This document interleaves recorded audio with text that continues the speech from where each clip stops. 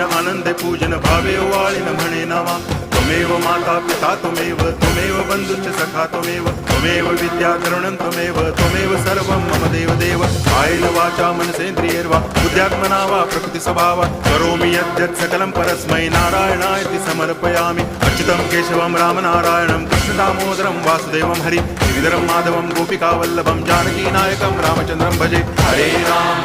Ram